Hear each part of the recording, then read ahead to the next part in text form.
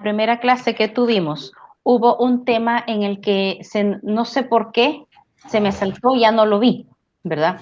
Entonces, eso podría pasar a veces. Hay temas tan largos, yo creo que toda la temática que tengo para este sábado, usted ya se fijó que es bastante amplia. Sí, No bien amplio. creo que logremos verla toda, ¿verdad? No Ujú, es mi sí, intención terminármela toda ni devorarla, sino que nos quede comprendido lo que vamos viendo. Es más, incluso cuando yo planifiqué la materia, se me corrió una semana los temas, por eso yo les dije que trabajaran con la de la semana 13, ¿verdad? Porque eso era lo que íbamos a trabajar, ¿verdad? Entonces, del tema pasado, del tema de la semana pasada, se nos quedó lo que era el movimiento, ¿verdad? Todos los temas, Jacqueline, tienen que leerlos, tienen que estudiarlos y si les sale alguna duda, pues apuntar sus dudas, ¿verdad? Por si hay algo que aquí cuando yo vaya explicando, usted tiene que ir apuntando o consultando, ¿verdad?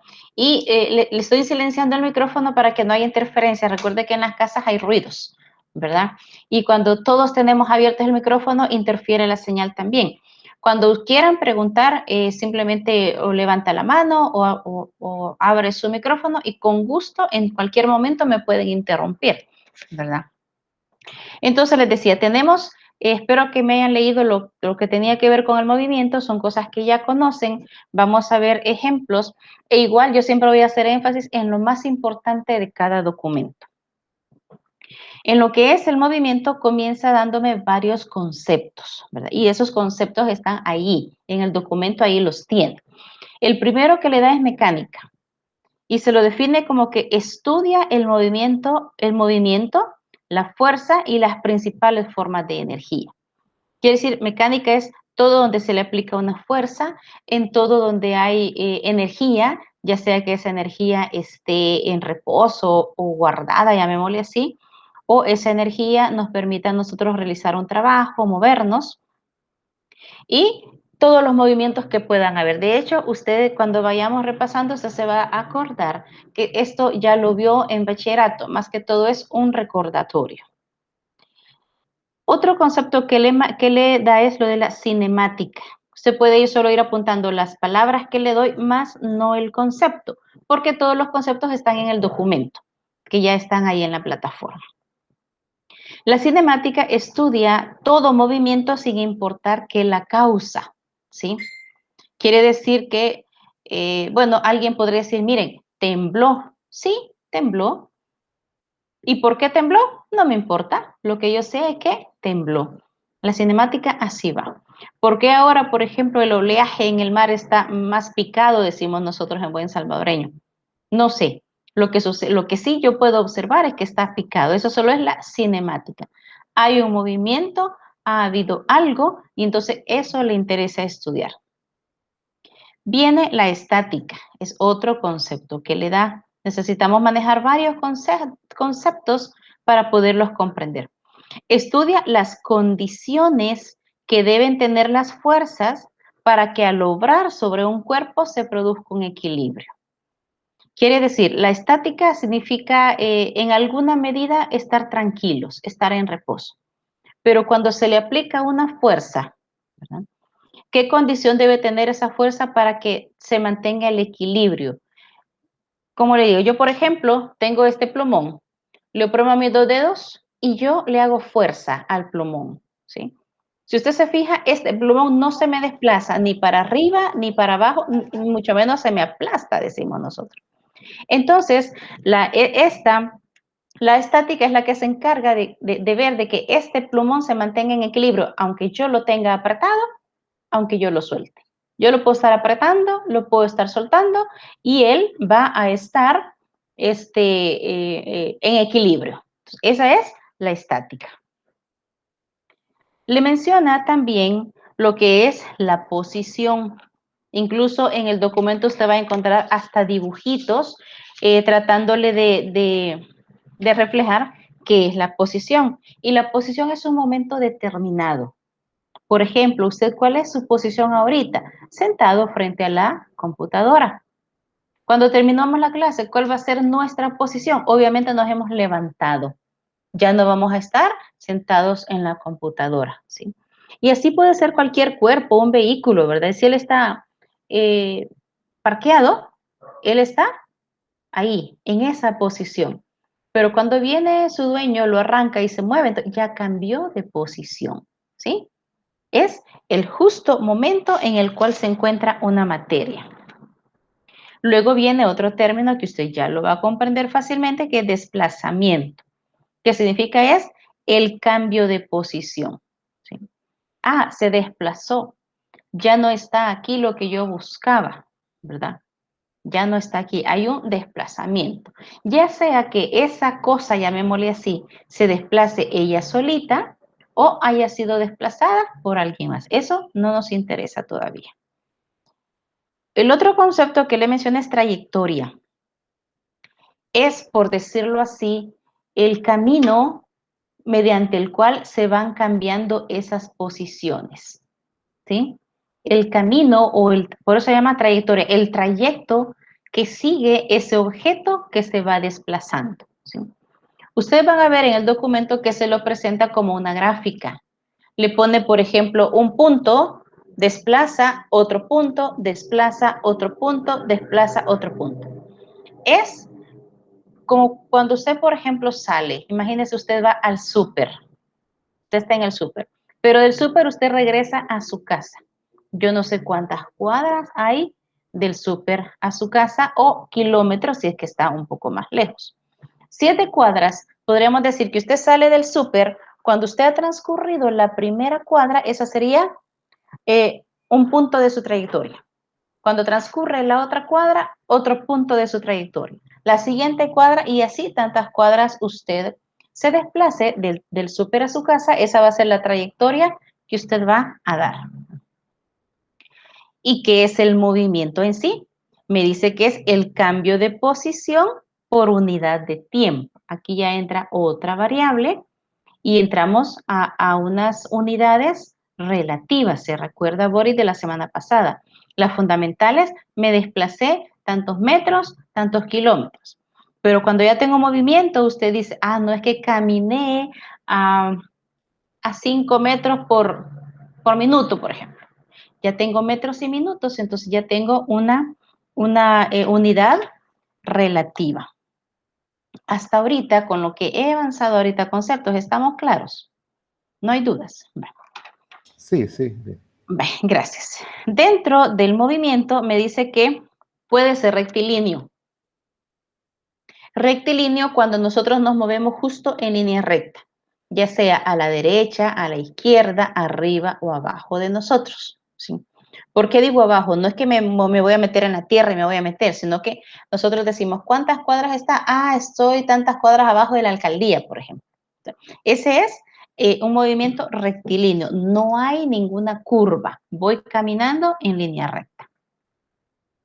Ese movimiento uniforme es, y existe, perdón, el otro movimiento uniforme que ese ya mide distancia por unidad de tiempo. Es cuando yo le decía, camino, por ejemplo, a 4 metros por minuto. Hay una patineta, por decirlo así, que se recorre o tiene una velocidad de 4 metros por segundo, 5 metros por segundo. La patineta va mucho más rápido. Ese es un movimiento uniforme, porque mantiene esa velocidad, ¿sí? Va a ir a 4 metros por segundo o 6 metros por segundo, pero constante. Por eso se le llama uniforme. Viene el movimiento variado. Variado. Quiere decir que la velocidad cambia al transcurrir el tiempo. ¿Cuándo pasa eso? A lo mejor cuando el vehículo, voy a poner como ejemplo quizás el vehículo porque es lo más común. Entonces tenemos el vehículo parqueado, lo tengo a la orilla de una carretera, por ejemplo, y entonces arrancamos y comenzamos con una velocidad. Conforme va pasando el tiempo, como vamos oprimiendo el acelerador, obviamente nuestra velocidad va cambiando, ¿sí? Si yo arranqué y al primer momento que yo piso el acelerador, por decir algo, yo alcanzo una velocidad de 20 kilómetros por hora, usted no va a viajar en la carretera a 20 kilómetros por hora. ¿Sí? Va a haber algún momento en que usted aumenta y de 50 a 60 y llega a la velocidad límite. Hay personas que por ir distraídas no se dan cuenta y llegan hasta 120 y no ven. Hasta que ven el velocímetro, sueltan el acelerador y entonces disminuye. Ese sería movimiento variado. La velocidad va cambiando conforme va desplazándose en el tiempo. Ahora bien, viene otro movimiento que me llama uniformemente variado. Uniformemente variado. En el ejemplo anterior que les acabo de mencionar, les he dicho que en ese ejemplo del carro, la velocidad cambia, pero no en un patrón uniforme. Como puedo comenzar con 20 kilómetros, al ratito tengo 30 kilómetros, al ratito tengo 50, disminuyo a 20 y así voy. Entonces, me va cambiando la velocidad, pero sin un patrón escalar constante. Pero en el movimiento uniformemente variado debe de ser así. Usted va a ver una figura en el documento que está en la plataforma, donde le señala, creo que es un carrito o no sé si es una persona, y le dice que inicia con 10 metros por segundo. Luego aumenta a 20 metros por segundo, aumenta después a 30, después a 40 y después a 50. ¿Cuál es el escalar mediante el cual va aumentando la velocidad de manera uniforme? 10 metros. Cada vez va aumentando 10 metros, 10 metros, 10 metros. Por eso va 20, 30, 40, 50. Me gustaría saber si me he dado a entender cuál es la diferencia en el movimiento variado y el uniformemente variado. ¿Estamos claros? ¿Sí? Boris dice que sí, espero Jacqueline que también, ¿verdad? La diferencia entre el movimiento variado y el uniformemente variado. Porque vamos ahora a, en estos temas y estos conceptos que les he dado, al final de cada tema les presenta una fórmula porque podemos hacer ejercicio de eso. Yo no puse videos míos porque en ese documento es largo y les presenta videos de cómo poder resolver un ejercicio. Véalos porque es para resolver ejercicios fáciles donde usted tiene la fórmula y el ejemplo le da todos los datos solo para sustituir en la fórmula y encontrar el dato que le está pidiendo. De ahí no nos vamos a meter algo más. Si cuando usted vea esos videos hay algo en el que usted dice, mire, yo aquí no entendí, en tal documento, el video 1, 2 o 3, no sé, usted me dice, fíjese que ahí me perdí. Entonces usted me pone un correo donde me indica dónde fue su duda, yo voy a revisar cuál fue su duda y se la voy a aclarar, ¿sí? Porque mi intención es que todo lo que podamos avanzar, yo dejarle a usted sin dudas. No vaya a decir usted a saber cómo se hacía y no me explicó. No, siempre voy a tratar de explicarlo y atenderlo. Vamos ahora a lo que es... Boris levantó la mano, dígame. Sí, sí, fíjese que con lo que estaba hablando de los movimientos, si le soy honesto, empecé Dígame. a entender, pero tal vez así brevemente me lo puede, para tener más claridad, por favor, del uniforme de lo que era variado. Ajá, la De la diferencia diferencia. entre el uniforme y el variado. Va. Uh-huh. En el movimiento uniforme, dice que estamos en el uniforme, estamos en el variado y el uniformemente variado. Tal vez en los tres ha habido confusión. Sí, ahí me confundo. Va. En el movimiento uniforme es como, por ejemplo, yo arranco un vehículo y voy a conducirme a 20 kilómetros por hora. Todo el tiempo que yo me desplace, mi velocidad no va a cambiar. Por ejemplo, en las carreteras, y eso se usa más en otros países, cuando las carreteras son rectas y se ven unas rectas enormes, los vehículos me parece que traen un botoncito o una palanquita donde se puede activar esa palanquita y la persona puede quitar el pie del acelerador, porque el vehículo va a mantener esa velocidad constante mediante todo el trayecto, ¿sí? No sé si se han enterado de esa palanquita que tienen los carros. Va. Aquí no lo podemos hacer porque aquí tenemos muchas curvas, bajadas y subidas. pero en esos países que son tan grandes y sus carreteras son rectas, la gente, por ejemplo, se va a desplazar 2 horas y son 2 horas de carretera recta, en vez de llevar el pie en el acelerador porque es muy cansado, pone la palanquita y dice, por ejemplo, yo me voy a desplazar a 100 kilómetros por hora.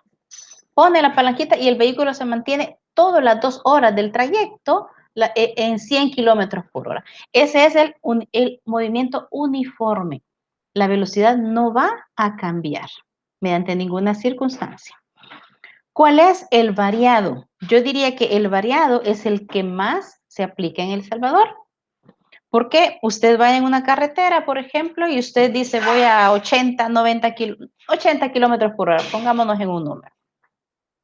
Pero viene usted y comienza, por ejemplo, a subir la carretera de Los Naranjos, usted la agarra a 80 kilómetros por hora, ¿qué va a pasar cuando comienza el vehículo a subir? La velocidad va a disminuir. ¿Cuánto va a disminuir? No sé. Puede hacer que de 80 kilómetros por hora me baje de un solo a 60. Y si continúo subiendo, puede hacer que de 60 me baje a 50. Fíjese, tenía 80 a 60. Ahí, digamos, bajó a 20. El parámetro fue de 20 kilómetros por hora. Pero de 60 bajó a 50. El parámetro ahí fue de 10 kilómetros por hora. Quiere decir que es variado. No me va a variar en una escala exacta. En cuanto puede ser una escala más alta, puede ser una escala más baja. Y lo mismo cuando venimos en bajada, ¿verdad? No podemos bajar en la misma velocidad porque hay curvas y hay barrancos. Y la carro tiene que frenar antes de agarrar una curva, porque en la curva va a agarrar velocidad. ¿Cuánto va a agarrar? No sabemos. Eso va a depender de la carga que lleve el vehículo y de qué en tan buen estado esté el vehículo. Entonces, variado es que va a variar la velocidad ya sea en aumento o disminución, pero no sabemos en qué escala va a aumentar o disminuir. Ahora sí, Boris. Vale. Y voy al uniformemente variado. El uniformemente variado se refiere a que puede ser que la velocidad de ese vehículo aumente o disminuye, pero en el mismo momento escalar. Por ejemplo, que aumente de 10 en 10 cada vez, o que aumente de 15 en 15 cada vez, o disminuya en 10, de 10 a 10. Por ejemplo, tenía 80, va a disminuir a 70, va a disminuir a 60, a 50, a 40. ¿Cuál es el parámetro de disminución? 10 kilómetros por hora. Entonces, por eso se le llama uniformemente variado, ya sea que aumente o disminuya, lo va a hacer en el mismo escalar. Ahora sí, en la misma magnitud. Sí, licenciada, que tengo una duda, aprovechando Dígame, que estamos hablando de esto ya de los vehículos. Fíjese que dígamela. yo no sé si usted ha ido por este lado de Salcuatitán para Paneca. Hay una subida, Sí, sí. ¿verdad? Sí. Ah, ajá, ujú. Ajá, ya me entendió a lo que Yo, me refiero. yo sé cuál es la pregunta que me quería hacer. Sí, ¿verdad que sí? Que dicen que va subiendo pero baja o Ajá, baja pero sube. ajá, así, ajá. Sí, lo más seguro es que ahí hay alguna materia magnética y los electromagnetismos que hay en la Tierra, entonces es lo que ocasiona eso. Incluso tuve alumnos de allá y me decían, licenciada, yo le aseguro que es la subida que baja, me decía, o es la bajada que sube. Entonces yo le decía, ahí tiene que haber necesariamente algunos metales que son magnéticos y alguna fuerza ejercen sobre lo que se va transitando ahí, ¿verdad? Entonces, es algo extraño, ¿sí? Eso pasa también, y me lo decía alguien, en una parte de un desierto de Las Vegas, en Nevada. Incluso le llaman a ese lugar turístico el lugar de la muerte o algo así. Y me decía esta persona, yo nunca he ido, yo no conozco. Y entonces me decía, es que las piedras se cambian de posición, ellas solitas se mueven. En cuanto está la piedra aquí, al cabo de algún tiempo, yo por ejemplo voy al siguiente día, la piedra ya está en otro lado. Y la piedra ya está en otro lado. Ellos pensaban, incluso ellos, los que no saben mucho de física, me decían, ahí quizás extraterrestres llegan a mover las piedras. Y luego cuando usted lo busca en internet y lee el documento, allí le explica de que hay sustancias magnéticas, electromagnéticas, que son las que hacen que esas cosas raras pasen. pero pasan. ¿Por qué no pasa en todo El Salvador? Porque no en todo El Salvador hay una concentración de electromagnetismo como lo hay en esa carretera, en ese pedazo de carretera. Fíjese que las pocas veces que he ido siempre he dicho, quisiera saber cuál es el punto exacto para parar y poderlo comprobar, ¿verdad? Debería de ser muy interesante, muy interesante. Bien, seguimos, ¿verdad? Vamos entonces ahora con el otro movimiento que es caída libre. Caída libre, usted ya lo ha experimentado.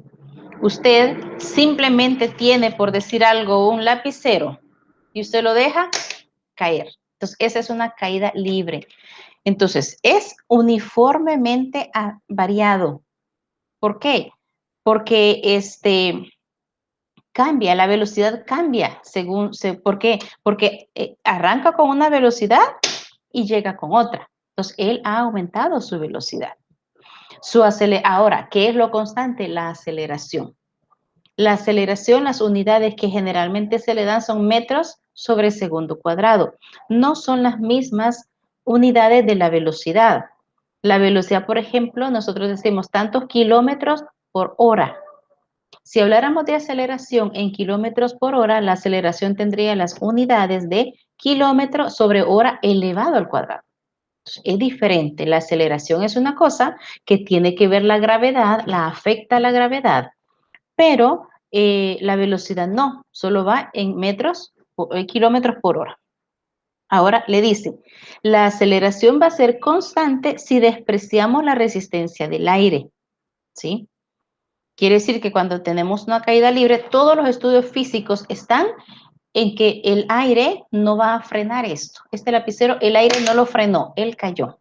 No importa la masa, no importa la altura, él va a tener una aceleración constante. Y es bien diferente. En el documento usted va a ver incluso un video donde de quién fue el científico que trabajó con esto, que él demostró, por ejemplo, que una bola muy gruesa y una pluma los dejaba en caída libre y si se despreciaba la resistencia del aire, tanto la pelota gordota, pesada, va a caer al mismo tiempo que la pluma, porque se está despreciando el roce del aire. El aire no lo va a frenar en ningún momento. Entonces, en ese experimento se basan todos los ejercicios y fórmulas de la caída libre. ¿Sí? Viene otro movimiento que es el parabólico. El parabólico puede ser de dos formas. Yo no sé si este plumón lo van a alcanzar a ver. Voy a tratar de hacerlo. Yo no sé. Si me permite, me voy a levantar, voy a recoger un plumón, porque eso me sirvió en la clase de matemáticas y ese sí me lo veía. Permítame un segundo.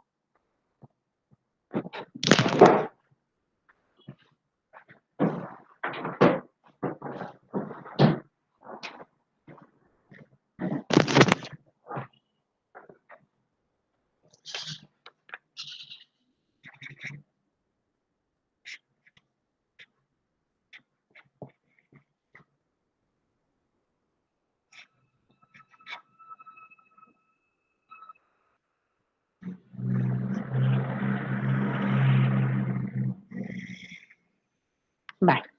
Fíjese, traté de hacer algo así. Vamos a diferenciar el movimiento parabólico, pero el objeto que yo pueda tirar puede describir o una parábola completa o media parábola. ¿Cuándo va a describir media parábola? No sé si está a la altura y lo alcanzan a ver. Sí, va. Describe media parábola cuando, por ejemplo, nosotros estamos situados a la orilla de un precipicio y usted pone o tira una piedra o la tira de aquí, esa piedra va a describir un movimiento solo media parábola, ¿sí? Media parábola. Pero ¿qué pasa cuando se tira, por ejemplo, una flecha? Para tirar la flecha le damos algo de inclinación. No lo hacemos así para arriba, ¿verdad? Porque podría ocurrir el peligro que me caiga en la cabeza. Entonces, por eso le damos una inclinación. A la flecha se le da una inclinación. Y observe, ahora describe una parábola completa, ¿sí? esta es una parábola completa y si solo la mitad es media parábola.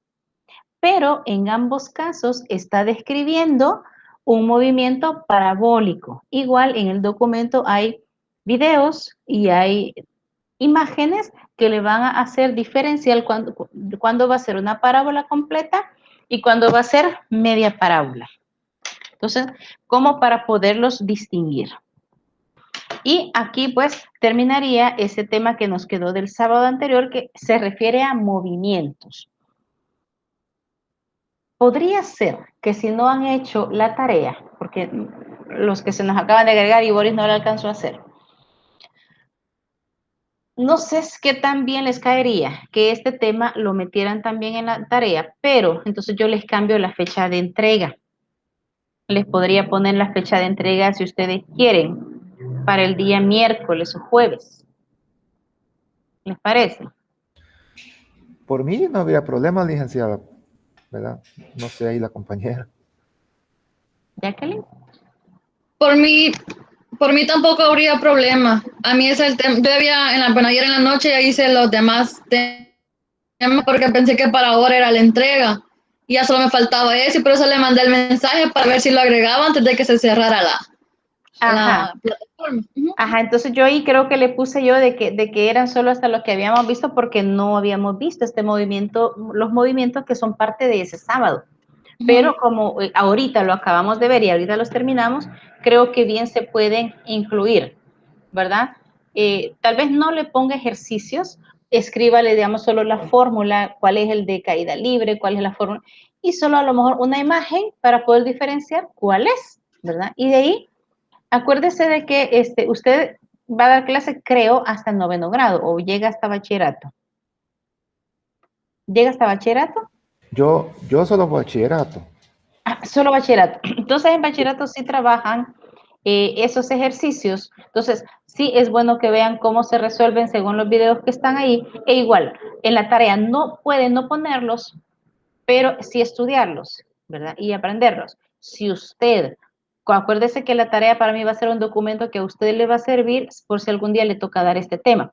Si usted personalmente quiere incluir un ejercicio resuelto, puede hacerlo, que le va a servir a usted, pero yo no le voy a decir, miren, me puso ejercicio, no me puso ejercicio, le voy a poner más nota al que sí me puso. No, que sea un documento que le va a servir a usted. Entonces, la tarea 1 va a llegar va a incluir todo lo que ya vimos en la primera clase que está grabada hasta movimiento. Ahora empiezo ya el tema que va a tener que ver con la tarea 2, ¿sí? Entonces, la tarea 2 inicia con el tema interacciones fundamentales. Así se llama el tema. Igual creo que no lo vamos a terminar porque hay cosas bastante largas que hay que ver ahí. Ejercicios más que todo. Entonces, ¿cómo me define las interacciones fundamentales? Igual todos los conceptos están en el documento. ¿Para qué le digo yo que usted apunte, digamos, una palabra clave? Para que usted sepa del documento qué parte teórica a usted le interesa más, que es la que va a poner en su trabajo de tarea.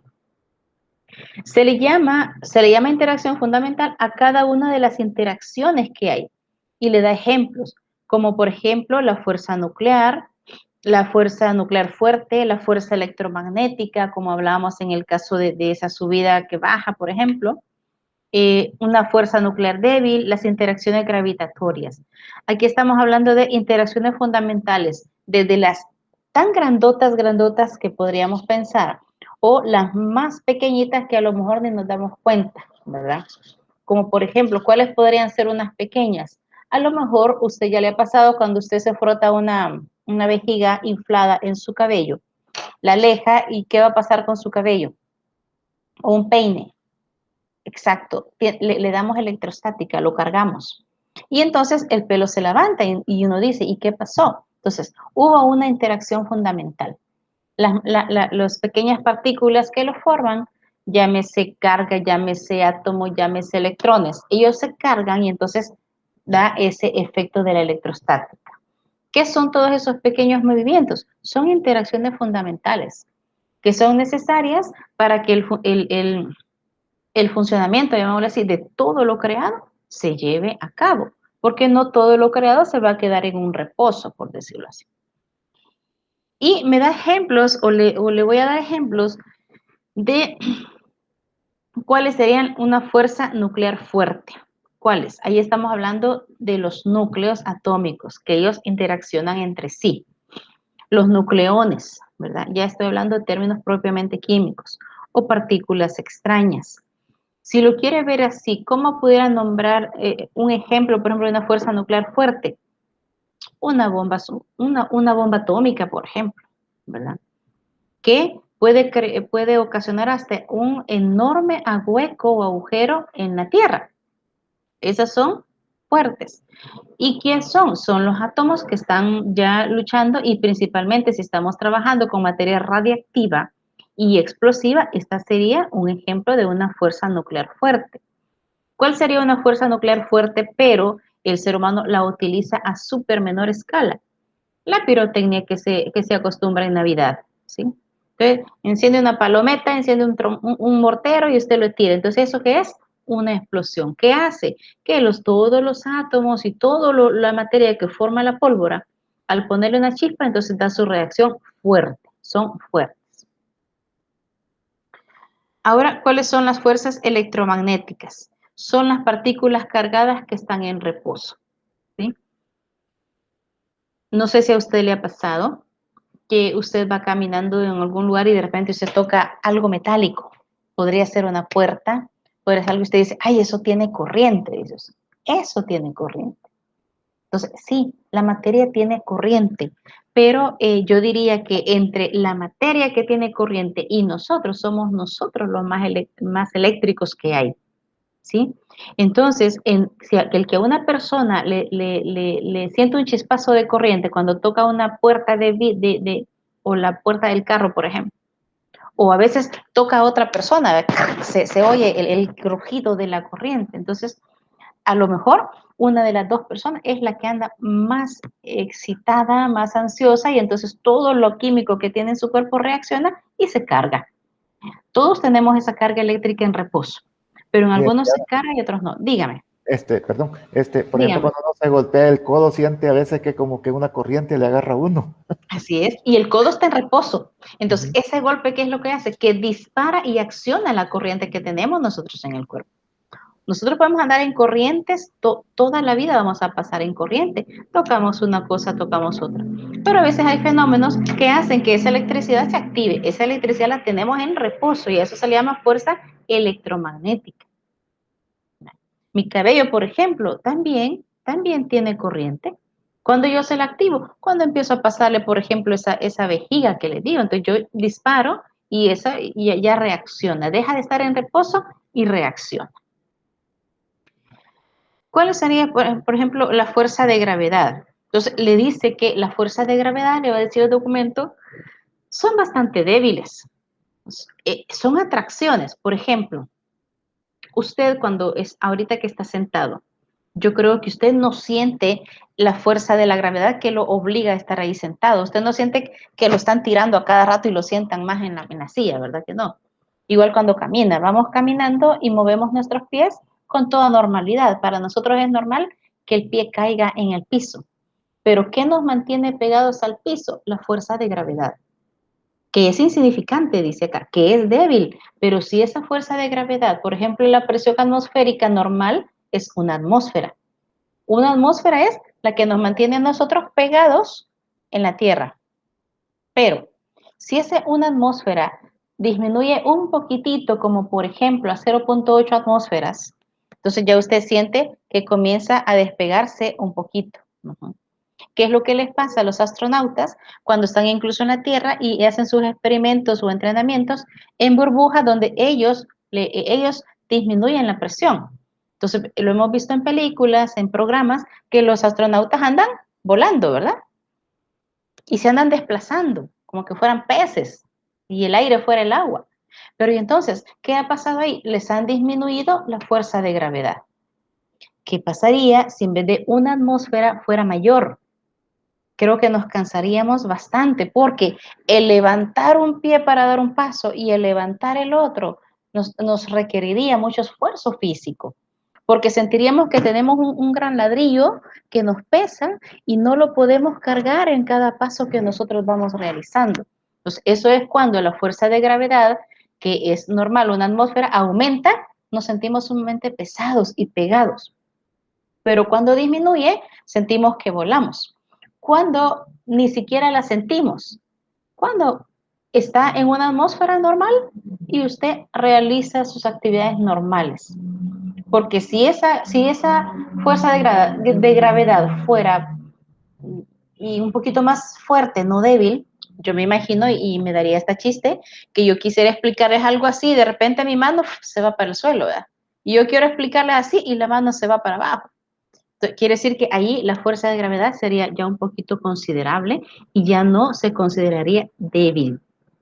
Sabemos que está la fuerza de gravedad, pero ni siquiera la sentimos. Por eso es que se le llama débil.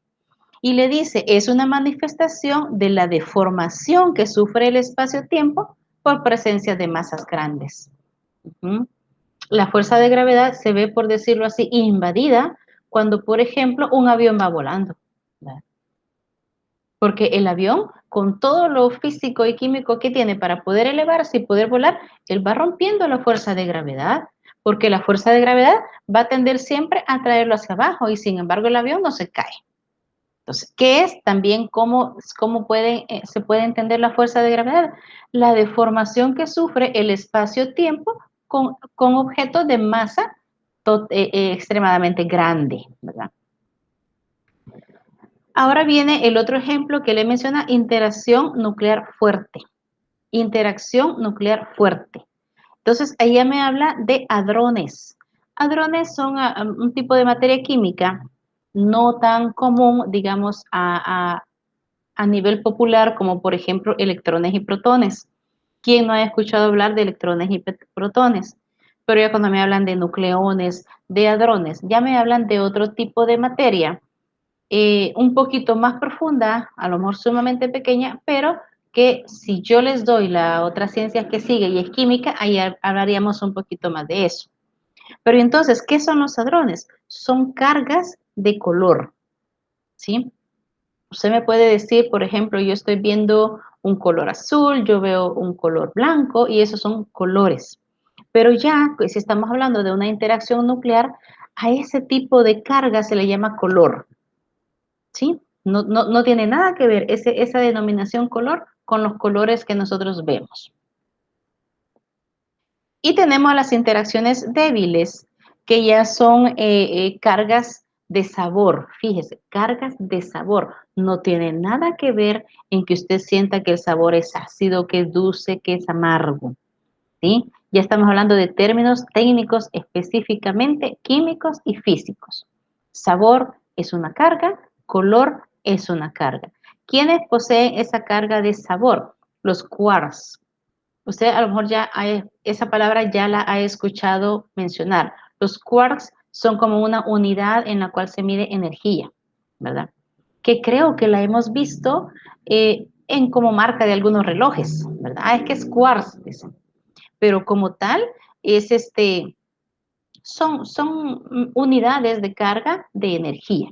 Y otros son los leptones, ¿verdad? Que no vamos a profundizar en eso. En ese documento donde usted lo lea y va a encontrar todos este tema de interacciones fundamentales, ya cuando llega y el tema le habla de interacciones en el modelo estándar, eso ya no lo vaya a leer, eso ya no lo vamos a ver en la materia y no me va a interesar en la clase. Entonces, eso sí apunte, por favor. Ya cuando inicia el tema, interacciones en el modelo estándar, eso ya no va.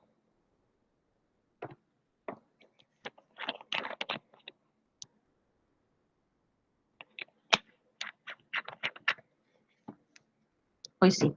Seguimos. Y vamos a otro documento que le habla de fuerza y magnitud vectorial. ¿Cuáles son esas fuerzas? Se recuerda que en la primera clase, y todavía estoy en deuda, Boris se me olvidó honestamente hacerle el video de cómo trabajar con los vectores, pero lo voy a hacer. prometo hacerlo, espero este fin de semana, y ponérselos. Pero cuando hablamos de fuerzas, magnitudes vectoriales, se refiere a esos ejercicios del video que yo les puse. Cómo sumar vectores, cómo sumar magnitudes. Y ahí no vamos a profundizar tanto porque ya se vio ahí.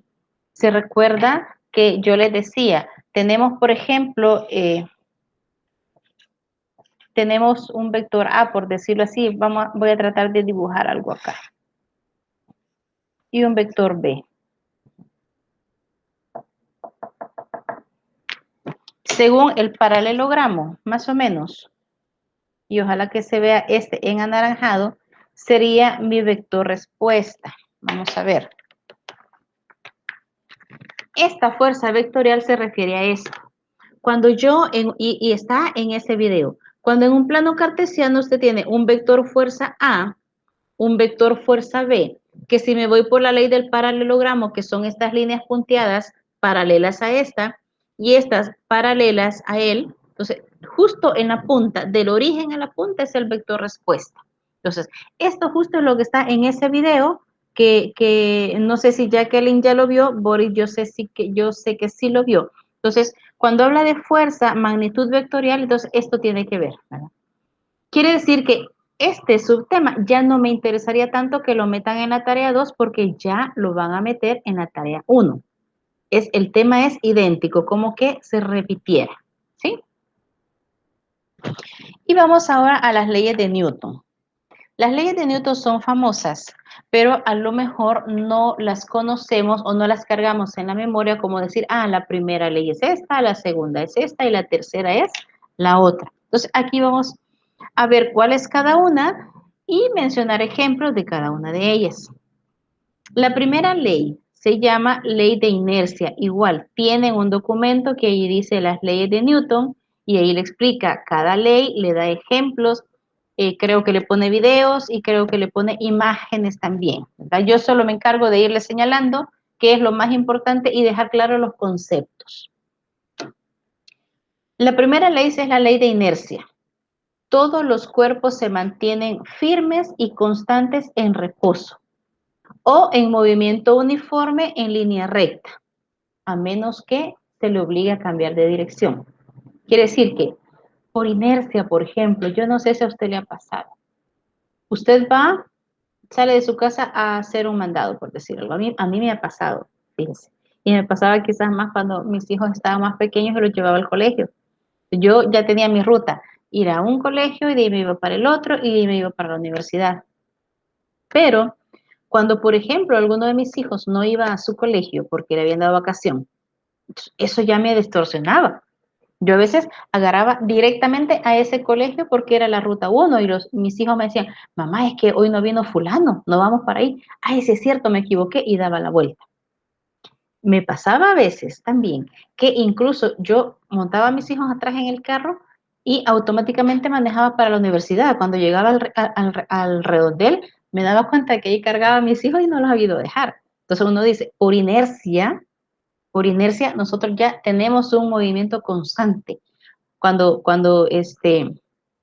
está el ejemplo del vehículo que les decía, que le ponemos la palanquita en el carro para viajar a una velocidad constante, decimos que ese vehículo se va moviendo por inercia, ¿sí? Lleva esa velocidad de 60 kilómetros por hora y él se va desplazando por inercia. Entonces, por inercia nosotros nos mantenemos en reposo, ¿verdad? O tenemos rutas tan acostumbradas en nuestro diario vivir que lo hacemos todos los días que decimos, es que ya no me pierdo, por inercia ya sé cómo llego. Dice, es un término que lo ocupamos bastante. Yo por inercia me equivoqué, o yo por inercia llego, o yo ya estoy tan cronometrado en lo que tengo que hacer que prácticamente lo hacemos, decimos, por inercia. Esa es la primera ley de Newton. La segunda ley le dice que que el cambio de movimiento es proporcional a la fuerza que se hace sobre el objeto. ¿Cómo hago? Imaginemos que esta calculadora es una silla. Es una silla. Entonces, la segunda ley me dice que si yo vengo y aplico una fuerza sobre esta silla se va a mover en la dirección que yo le estoy aplicando a la fuerza. ¿Sí? Ese es el ejemplo de la segunda ley. Cuando usted, por ejemplo, empuja a alguien así, ese alguien se va a ir hacia adelante. ¿Por qué? Porque es la dirección en la cual se le imprimió esa fuerza. Entonces, lo mismo pasa con esto, ¿verdad? Si yo a esto, mi fuerza la hago de abajo hacia arriba, obviamente lo que va a pasar es que él se va a desplazar hacia arriba. Y ahí estoy aplicando la segunda ley de Newton.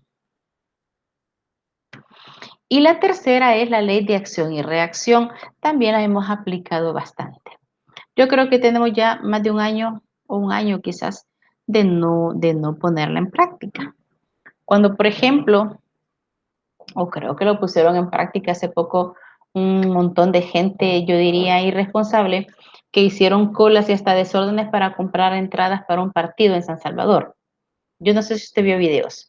Yo vi videos de personas haciendo fila como las hacíamos antes de la pandemia. Con tal que no se me meta nadie, todos pegaditos, ¿verdad? Nadie se meta. Pero no sé si a usted le ha pasado o ha tenido esa experiencia, que usted va haciendo cola, por ejemplo, o usted está en un tumulto de gente queriendo lograr algo y usted siente que lo empujan. Alguien se le topa bastante y lo está empujando así. ¿Cuál es la acción normal, la reacción normal de su cuerpo? Comenzar a empujar ese cuerpo que usted lo está empujando, ¿sí? Es como cuando los hombres generalmente hacen ese, yo no sé cómo se llama, ese juego para ver quién tiene más fuerzas, que ponen sus codos sobre una mesa y comienzan a agarrar sus manos para ver quién domina, ¿sí? Entonces, desde el momento en que ellos agarran sus manos, cada uno comienza a hacer presión sobre la mano de la otra persona y están en ese estira y encoge. Entonces, ¿qué están aplicando ahí? La tercera ley de Newton, que obviamente cuando hay un empate se aplica a la perfección la ley de Newton, porque la fuerza que esta mano actúa va a ser del mismo tamaño, del mismo escalar, la misma unidad del que está recibiendo. Entonces, ninguno se mueve, están chocando.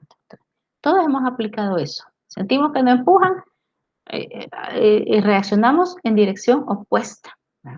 Nadie va a decir, hay que me empujen y me van a ir botando. No, naturalmente el cuerpo va a reaccionar. Entonces, esa es la ley, las leyes de Newton. Licenciada, tengo una duda, ya que Dígame, estamos hablando de esta tercera ley de Newton. Por dígame. ejemplo, en el caso así como nosotros acá en El Salvador, que tenemos placas tectónicas, no sé si ahí a lo mejor pudiera aplicarse esa tercera ley que cuando hay un movimiento, por ejemplo, uno está tranquilo sentado y de repente siente el movimiento y anuncia que ha temblado. No sé si será por eso, no sé.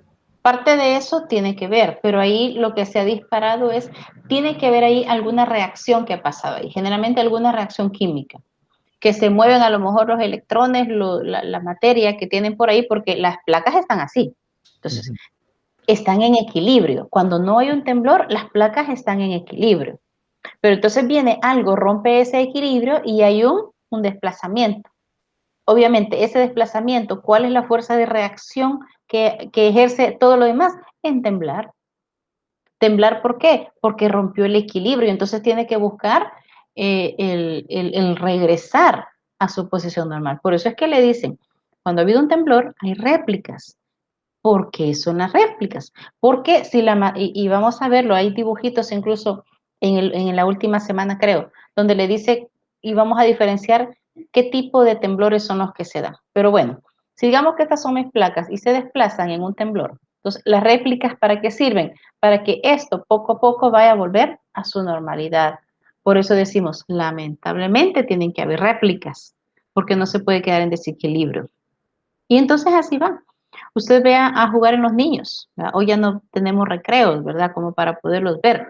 Pero cuando ellos empiezan a hacer un juego de medir fuerzas, lo que están aplicando es la tercera ley de Newton, que ninguno se quiere dejar vencer. Ellos están chocando y haciendo fuerza en contra de la que están recibiendo, ¿verdad? Hoy sí creo que quedamos bastante claros con ello. Si no, pregúntenme. Van a abrir otro documento Ese documento se llama torque. Es otra fuerza, es otro tipo de movimiento que se da. Y le dice que cuando se aplica una fuerza en un punto de un cuerpo rígido, dicho cuerpo realiza un movimiento de rotación conforme a un eje. Por ejemplo, veamos, esto se me abre así. Va. Usted ya ha abierto una puerta. Va. Esta es, digamos, la tapadera de mi calculadora. Aquí tiene su eje, es como la puerta que tiene sus bisagras. Las bisagras son el eje de las puertas. Cuando venimos y le aplicamos una fuerza aquí, ¿qué es lo que hacemos? Movemos la puerta, pero la puerta no sale disparada en forma recta, porque yo le aplico una fuerza justo como se lo hice en la mesa, en la silla, ¿verdad? Que le aplico la fuerza y se va recto. En el torque no se va recto. En el torque va a girar, se va a mover, pero va a girar en base a las bisagras que tiene. Esas bisagras son el eje que la mantiene ahí, ¿verdad? Aquí casi no tenemos puertas giratorias, por ejemplo, pero lo vemos mucho en las películas, en los hoteles, ¿verdad? Casi siempre las entradas de los hoteles son puertas giratorias, que alguien entra por aquí y otro está saliendo, ¿verdad? ¿Qué es lo que se hace? ¿A dónde se aplica la fuerza? Casi siempre en la esquina. Y ese es otro aspecto físico que vamos a ver, creo que sí lo vemos más adelante, que se le llama fuerza de palanca. Si yo tengo una fuerza, yo no casi no gasto fuerza cuando yo abro una puerta, porque simplemente ni siento, la perilla está por aquí, vengo yo y la abro. Pero ¿qué pasa con las puertas cuando la perilla se la ponen en el centro? Entonces, cuando se le pone en el centro la perilla, entonces la fuerza que tiene que hacer la persona para abrir esa puerta es más. ¿Por qué? Porque su brazo de palanca, desde donde está la perilla a la bisagra, es más corta. Y entonces le cuesta un poquito más girarla. La gira, pero le cuesta un poquito más, ¿verdad? Pero que si está más lejos, es mucho más fácil. Es algo que de las primeras cosas que a lo mejor yo aprendí cuando comencé a manejar. Porque, bueno, aunque seamos mujeres manejando, teníamos que aprender a cambiar una llanta. No nos íbamos a quedar ahí varadas esperando que alguien llegara a salvarnos. No, hay que aprenderlo. Y de las primeras cosas que yo aprendí fue de que, bueno, si estoy con una llave cruz casi nunca he usado, sino que es una herramienta en forma de L, ¿verdad? Donde está solo el cubo justo de las tuercas de la llanta.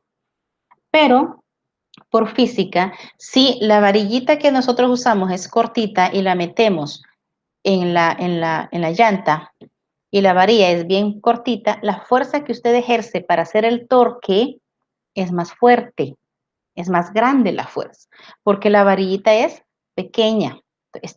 Hay poca distancia entre la tuerca y la varilla, que es donde me debe de hacer el torque. ¿Qué pasa si a esa herramienta yo le meto otra varilla y la hago más larga? Y yo voy a aplicar la fuerza ahora aquí, ya no la voy a hacer aquí. Entonces, esa fuerza que yo le voy a aplicar para hacer el torque va a ser mucho menor. Me voy a cansar menos. Entonces, influye para hacer el torque también qué tan larga o la distancia a la cual está el punto donde yo voy a ejercer esa fuerza. Entre más lejos está, va a ser más fácil el torque. Pero si está más cerca, yo voy a hacer el torque, pero a lo mejor la fuerza va a ser mucho más grande. ¿Sí? En el caso del columpio, usted ya se ha columpiado o ha columpiado a alguien. ¿No será que el columpio es largo? ¿Y usted a dónde empuja? Usted no empieza a empujar a la persona de la cabeza. Usted trata de agarrar el asiento, porque es más lejos. Alguien me va a decir, o yo le podría decir a alguien que no sabe nada de física, ¿y por qué lo empuja desde la esquinita del asiento? Y no desde la espalda y no desde la cabeza. Ah, no sé, pero yo siento que aquí es más fácil. Es más fácil porque está mucho más lejos la fuerza que se aplica de donde está el torque que donde está la cadena. ¿Sí? Entonces, a eso se refiere esta fuerza. ¿Estamos? Sí, ¿verdad? Bueno.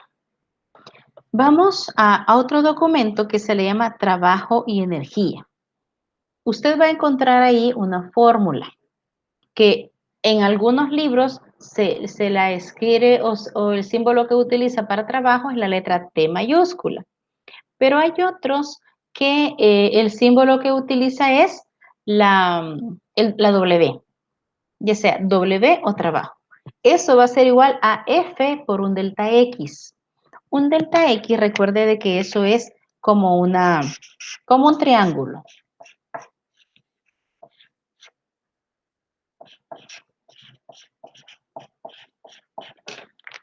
Es un triángulo. Se va a encontrar, en el documento va a encontrar esta fórmula. W es igual a F por un delta X. ¿Qué es ese delta X? Es un desplazamiento de un punto a otro. Y siempre va a ser la diferencia entre el punto final mayor menos el punto menor. Desplazamiento. Eso es trabajo. Imagínese que, por ejemplo, a usted le pidan un favor, le digan, es un ejemplo parecido al que le puse a Boris o les puse a ustedes en la clase anterior, cuando hablamos de las propiedades extensivas y las propiedades intensivas. Imagínese que a usted le piden un favor y le dicen, necesito que me empujes. Sí, le dice usted, yo lo voy a empujar, entonces, pero sucede que le dejan el vehículo, pero le ponen freno y usted solito lo está empujando. ¿Será que logra mover ese carro? ¿Creen ustedes que logre mover un carro que usted solito comienza a empujarlo desde atrás, pero el vehículo tiene freno? ¿Creen que lo mueven? Yo pienso que no. ¿Qué dice Boris? No lo mueve. Jacqueline tampoco, ¿verdad? Si el vehículo tiene freno, bueno. Imagínese que usted pasa media hora empujando ese carro, porque usted no sabe que tiene freno. Digamos que es tan polarizado que usted no mira. Usted, vamos a alegar ignorancia.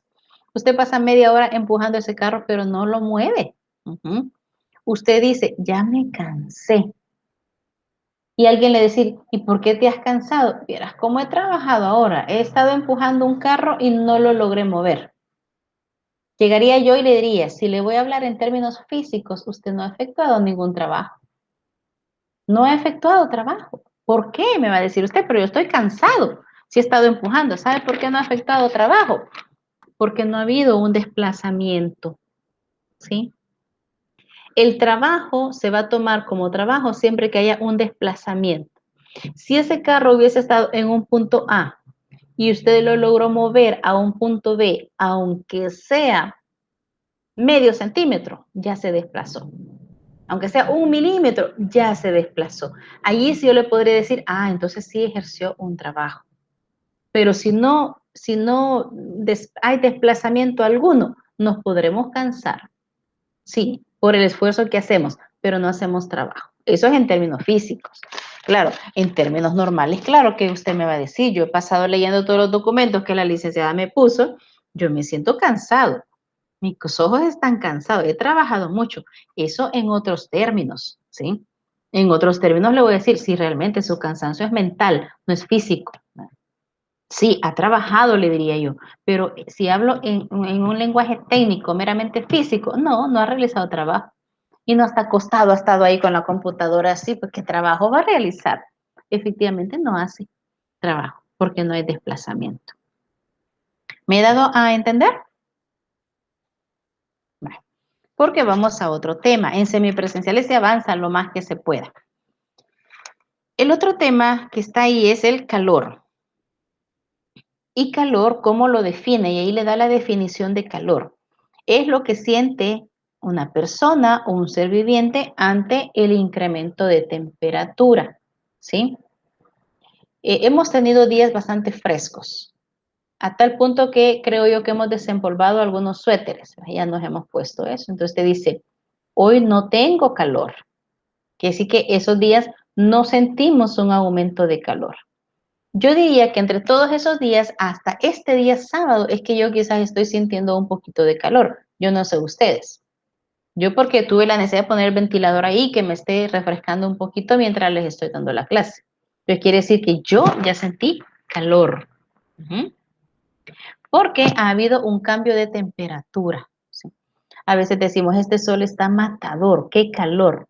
Porque, y obviamente nos calienta, ¿verdad?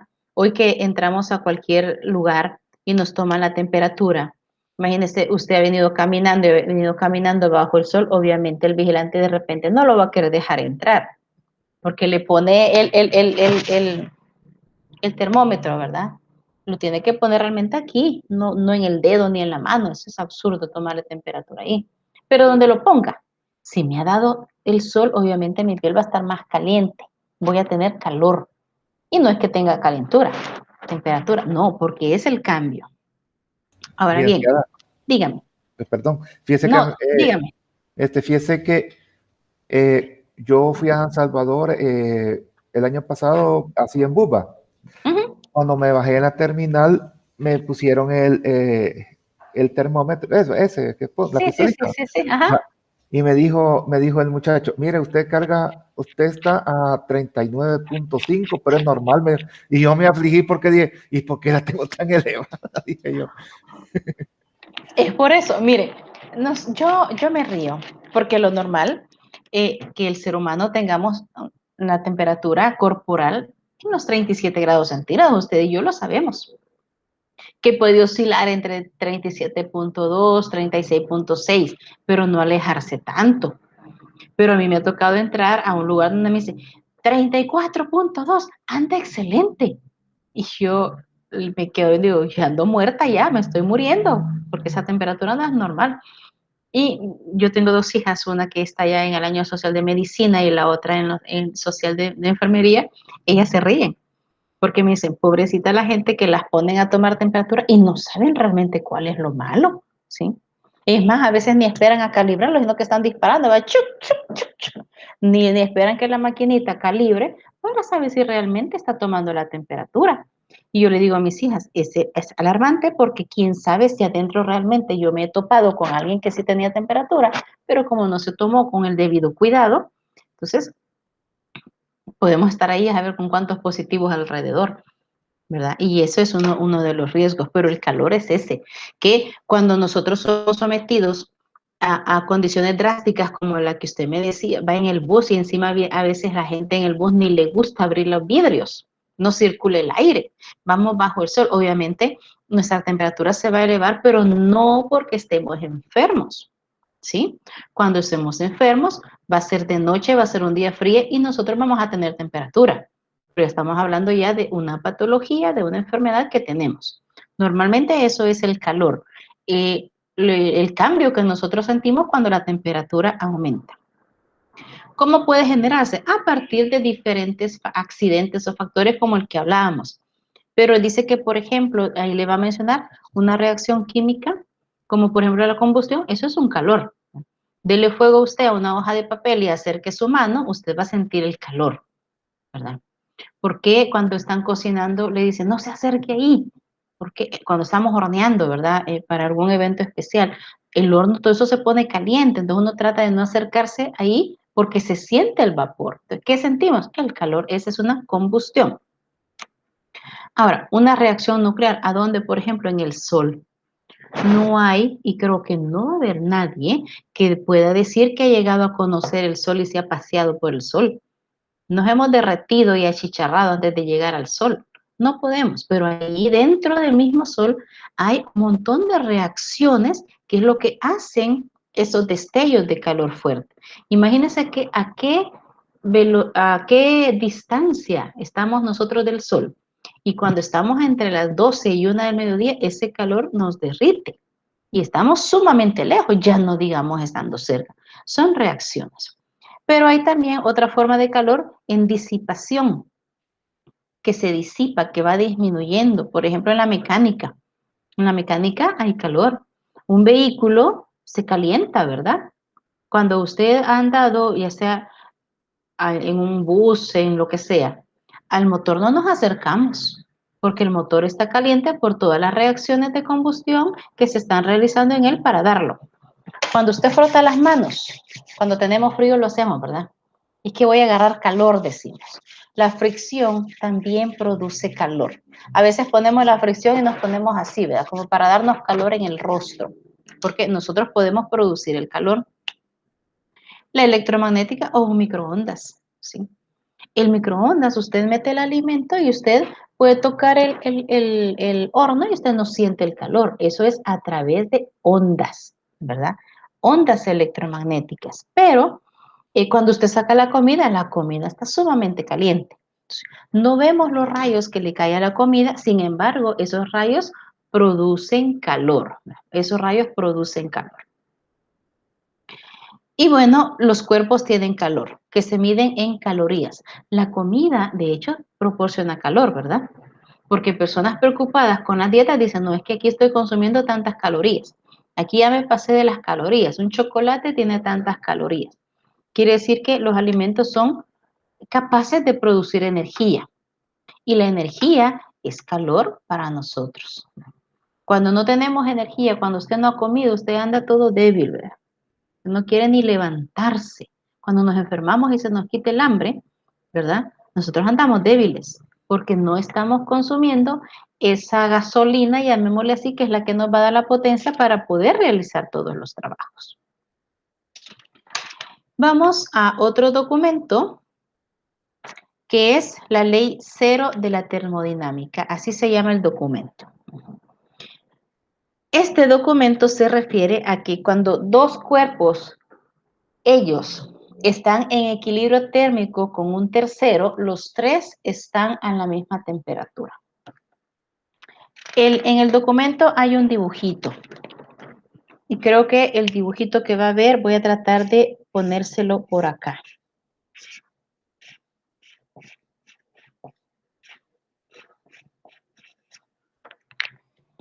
Tengo un rectángulo y tengo dos cubos. A, B y C. A cada uno le llamé A, B y C. Entonces, esta ley 0 se refiere de que estos tres objetos A, B y C tienen la misma temperatura porque ellos están en contacto. Y alguien me va a decir, mire, pero ¿y entonces será que A y B no se tocan? Ellos no están dándose la mano, ellos no están abrazados, ellos no están a la par. ¿Cómo es que A y B tienen, me molesta el olor del plumón, cómo es que A y B tienen la misma temperatura? Están en equilibrio térmico, porque ambos están conectados a C. Y C, por decirlo así, es el puente que comunica el calor de A y de B. Imagínense que este haya estado bien caliente. Y nos ha pasado, por ejemplo, cuando usted, quiero ver, ¿en qué momento lo podemos ver más fácil? Usted tiene una taza de café caliente, ¿sí? Una taza de café caliente. Viene usted, esta es la taza caliente y la pone a una taza fría. Las deja pegaditas. Al rato, usted siente que al menos las paredes de la taza que no tiene café están calientes. Entonces, ellos se transfieren calor uno al otro porque están pegados. Pero este es diferente. Y ya vamos a ver esto más adelante también. Imagínense que A está sumamente caliente. Sumamente caliente. Entonces vengo yo y lo uno a C y a C. Posible que estos no estén calientes, que estos estén fríos. La ley 0 me dice de que este A le va a pasar calor a C y C se lo va a pasar a B. Y va a haber un momento en que los tres tengan la misma temperatura. Por ejemplo, voy a inventar un número, 20 grados centígrados. Este, por ejemplo, inició con 80, pero ese 80 se bajó a 20. ¿Por qué? Porque tuvo que repartir su temperatura entre ellos. Y va a haber un momento en que este tiene 20 grados centígrados, 20 grados centígrados y 20 grados centígrados. Llegaron a un equilibrio térmico. Aunque, repito, A y B no estén conectados directamente. Ellos están conectados a través de un puente. ¿Sí? Es como cuando se abrazan tres personas, ¿verdad? Y una de ellas, por ejemplo, tiene frío, ¿sí? Vienen dos amigos y le dicen, vení, te vamos a abrazar entre dos, y son tres que se abrazan.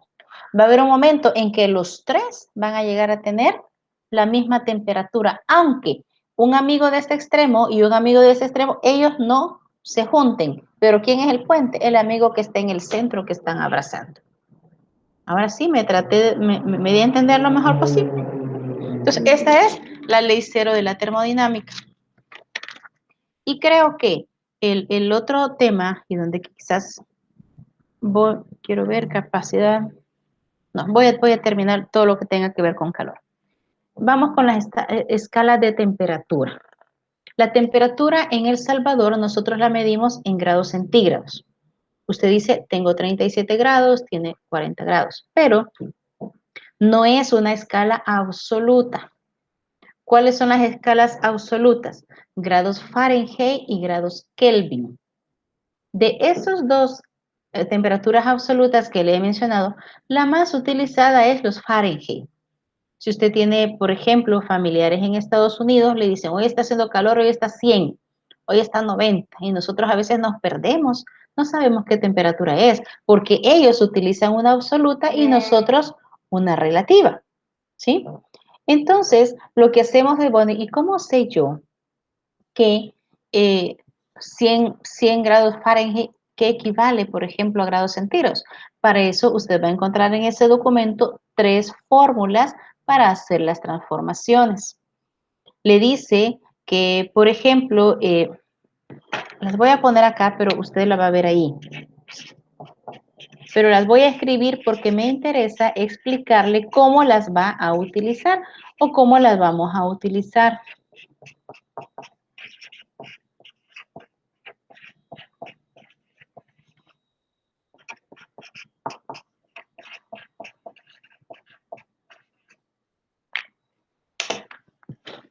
Estas son las fórmulas, ¿sí? Que me relacionan. La primera fórmula, ¿a quién me relaciona? Le relaciona a los grados centígrados a los grados Fahrenheit. Si, por ejemplo, yo quiero saber esos 100 grados Fahrenheit que me dice mi familiar, entonces, ¿cómo voy a utilizar esta fórmula? Lo que va a hacer usted es que, voy a encender mi calculadora, que en vez de F, usted va a poner los 100 grados, los 100. Entonces, usted dice 100 menos 32, el paréntesis le dice que usted va a operar primero lo del paréntesis. 100 menos 32 y el resultado lo va a multiplicar por 5 novenos. Lo voy a hacer yo aquí. A 100 menos 32 y eso lo multiplico por 5 novenos. Eso me da 37.7 grados centígrados. Entonces cuando usted hace la transformación dice, realmente está caliente en Estados Unidos, están con un calor horrible. Esas temperaturas incluso ya se han alcanzado en Oriente, ¿verdad? En La Unión, en San Miguel ya han estado en esas temperaturas sumamente asfixiantes. Entonces, cuando usted quiera transformar Fahrenheit a grados centígrados, es aquí donde lo va a meter. Primero resta y después multiplica. Ahora, ¿cómo transformo los centígrados a Fahrenheit? Es esta fórmula. Los Fahrenheit dice que primero va a multiplicar la temperatura centígrada por 9/5. Primero esto y el resultado le suma 32. Hay un orden para resolver las ecuaciones matemáticas, ¿verdad? Vamos del centro para afuera o de lo que está entre paréntesis hacia afuera.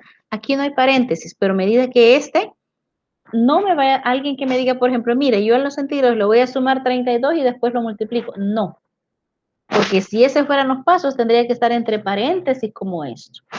Primero,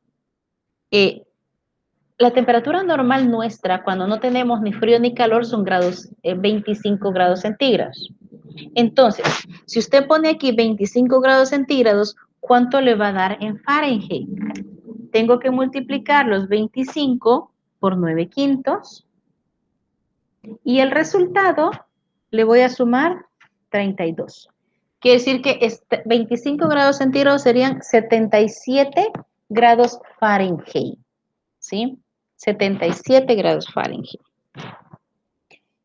Y esa sería una temperatura normal para nosotros y a lo mejor en otros países sería caliente.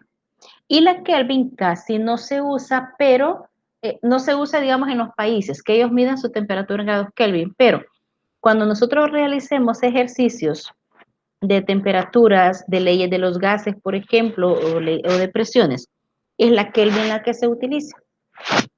A la centígrada le suma 273 y eso me va a dar los Kelvin.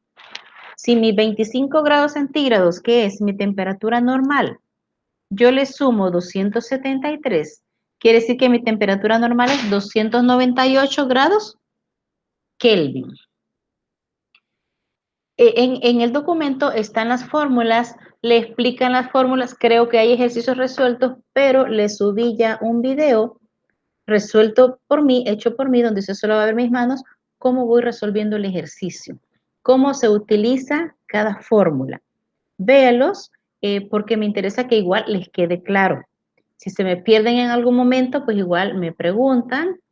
Solo les voy a suplicar que cuando me escriba siempre me digan, mire, yo soy fulano de tal, alumno de la semi, con que solo que me ponga de la semi presencial, yo ya sé quién es, ¿verdad?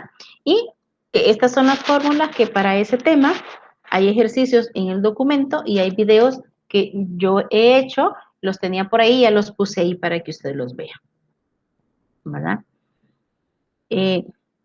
No sé si hasta ahorita estamos claros. ¿Sí? Sí, sí. Porque son las 11:42, creo yo, ¿verdad? Entonces, a mí no me gusta tenerlos mucho tiempo porque es cansado. Entonces, me gustaría suspender aquí, no porque no, yo les pudiera dar los 20 minutos más, ¿verdad?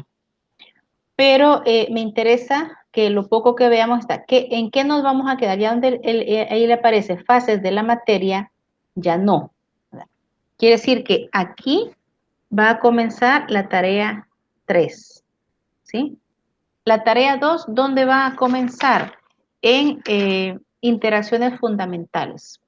Tarea 2 comienza de interacciones fundamentales y va a terminar en escala de temperatura. Interacciones fundamentales hasta escala de temperatura. ¿A dónde va a comenzar la tarea 3? Lo que vamos a ver ya el próximo sábado, que inicia fase de la materia. Igual el sábado próximo yo les voy a decir a dónde está, ¿verdad? Entonces voy a modificar la fecha de entrega de la tarea 1 y a lo mejor eso me va a hacer desfasar un poquito la entrega de la tarea 2. Le voy a poner como límite, no tengo aquí el calendario para ver la fecha, pero se la voy a dejar a lo mejor para, ¿es esta? Puede ser para el martes también, ¿sí? Para que usted tenga aproximadamente unos 5 o 6 días para poder trabajar en cada tarea, ¿verdad? Por el caso especial de que hay 2 compañeras que se nos unieron después, ¿verdad? Lamento que la otra chica, Mireya creo que se llama, no se ha conectado ninguna vez. El no hacerlo, pues ella es la que va perdiendo notas, ¿verdad? Y son de las personas que a lo mejor dejan la materia. Dígame, Jacqueline. Entonces con el examen que estaba para el lunes, se va a cambiar también. Lo voy a poner que se haga, pero lo voy a poner a lo mejor que se abra martes, miércoles y se cierre viernes. Porque si vamos retrasando todo, usted se le va a juntar todo de materia de tarea y materia de estudio. Entonces yo voy a poner, sería el laboratorio 1, lo voy a poner del martes, ya voy a ver qué fecha es porque no me he ubicado, y que se cierre viernes. Depende de la hora en la que yo le habilite el laboratorio el martes, a esa misma hora se va a cerrar el viernes, de tal forma que esté 3 días colgado en la plataforma. Licenciada, el martes, perdón, el Dígame. martes tenemos 9. 9. 9. Es 9. Sería viernes 12. 9, 10, 11. Quiero 9. Martes, No, 12. 9, 10, 11, que no sería. No, pero No, se cerraría viernes. porque No, entonces no se cierra viernes, porque son 3 días. Martes, Sería jueves. para jueves. miércoles, no, se cerraría viernes. Imagínense que se lo ponga que se abra martes a las 6 de la tarde. Ajá. Para el miércoles, un día. Para el jueves, Jueves 2 2. días. para el viernes 3 días. ¿Sí? Sí. Entonces va a ser para el Viernes 11, 12. 9, 10, no, 12 es sábado. No, Ve a ver el calendario. 13 sábado. 12 me parece. 13 sábado. Ay, 11, perdón, yo estoy perdida en el calendario. Sí, de 9 al 11. Todo eso apúntenlo, ¿verdad? Para que no se nos vayan a pasar las fechas. Porque yo siempre le doy 3 días. Después de esos 3 días, si alguien viene y me dice, mire, no lo alcancé a hacer, yo ya no abro el laboratorio. Y sería laboratorio perdido porque ha estado 3 horas, 3 días ahí colgado para que usted lo pueda hacer. Entonces sería, inicia martes 9 y cierra jueves 11. 9, yo sé que cierra el 11, para mí eso van a ser 3 días. Sí. 11. Ah, exacto. Uh-huh. Jueves caería entonces, no sería viernes.